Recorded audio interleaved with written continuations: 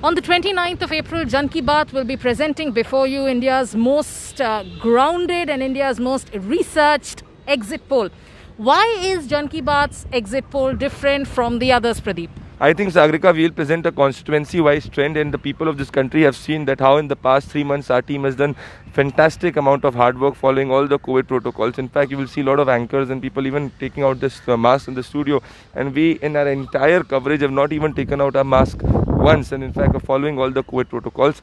So I think the differentiator is that it's the only exit poll which has been done from the ground. I mean, myself on the ground from the past 3 months.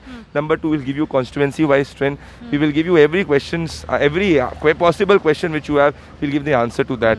And the most important, it's the most transparent exit poll, Sagarika. The process of formation of exit poll have been seen by the people of this country over the past 3 months. All right.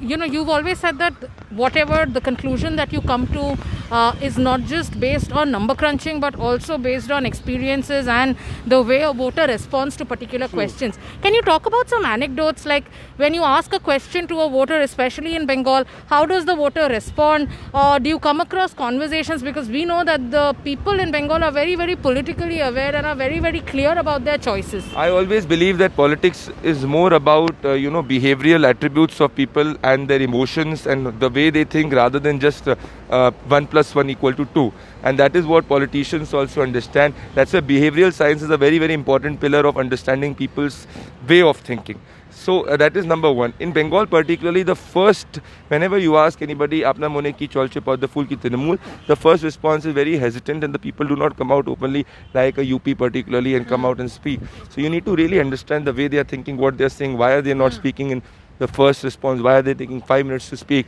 I think that's very important. I've loved traveling in rural Bengal particularly, and I've loved this place, Sagarika, because rural Bengal is very, very political. Messaging is done through flags, and this is something which is very unique, which you have also noticed it. So yes, there's a lot of learning which I've done, and I can tell you this historically, India can be experienced, and experiencing India you learn more, and that is what I've also learned in these elections. There are many seats, particularly in the state of Bengal, which are where people are saying that it's a tough fight.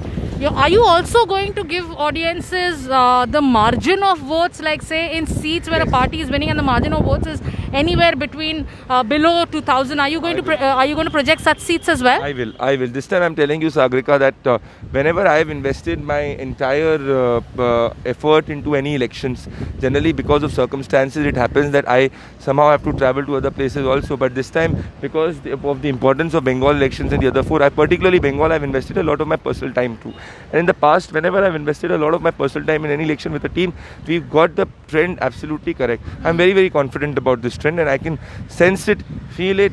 Data also speaks about it. So yeah, I'm confident. So what should audiences expect? What should viewers expect from the exit poll? One, you obviously said you're going to give seat-wise data. What else are you going to talk about? Everything. I'll talk about who will be the chief minister, which party will get how many seats. I will also talk about who will win Nandigram, who will win Singur. I will talk about how the election in the coming 8 phases shifted. I'll talk about in each phase who's getting how many seats. I will also talk about which slogan has worked. I will talk about everything. It will be an encyclopedia on Bengal elections. Bengal, and let's talk about Kerala, let's talk about Tamil Nadu, let's talk about Puducherry, let's talk about Assam.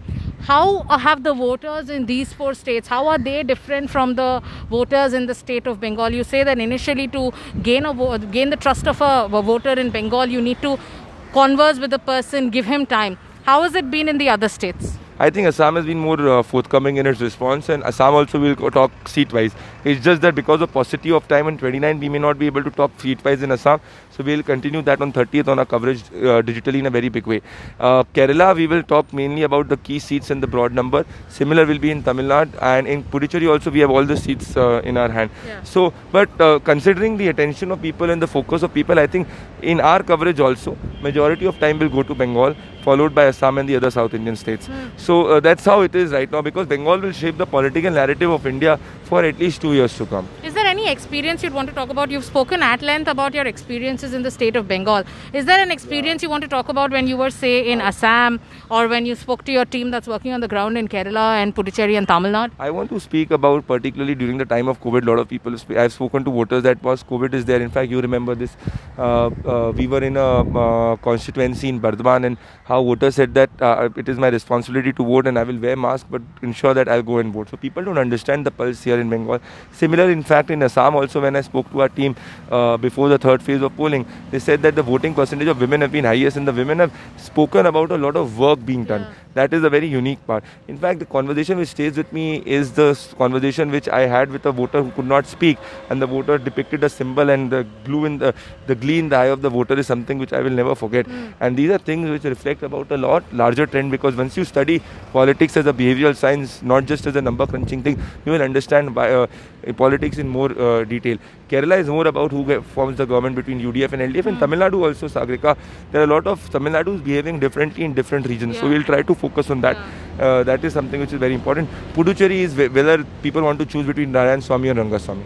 You know, talking about, like, we've spoken at length about Bengal and our experiences in Bengal, but I'd also like to talk about Assam.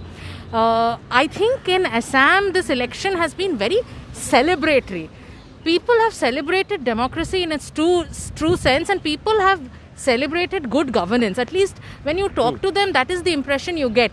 When you go to any rally of the, be it a Bharatiya Janata Party, be it a party like the AJP, or be it the Congress, you see that the voter is very, very charged. There is music, there is dance, there is very strong assertion. How is that expression different from that of a voter, say, in a Tamil Nadu? I think Sagrika, I completely agree, but it is also to do with the culture, because Assam celebrates music in a big way, so that is included in the political campaigning. Whereas in Bengal also, I think they've given thumbs up to the democracy with an 80% voting, which is not a chapa voting. Tamil Nadu, I think, has not given a voting percentage which is a very appreciative voting percentage compared to these two states. And there a lot, people say money power is something which dominates a lot, which is what our team has also said on the ground. So I think that has to evolve there, but Tamil Nadu politics is also going through a very big change with a lot of players like Seaman also coming into the picture. So I think Tamil Nadu politics will be interesting to watch, because new players will come into action irrespective of who forms the government in the long-term interest of Tamil Nadu politics.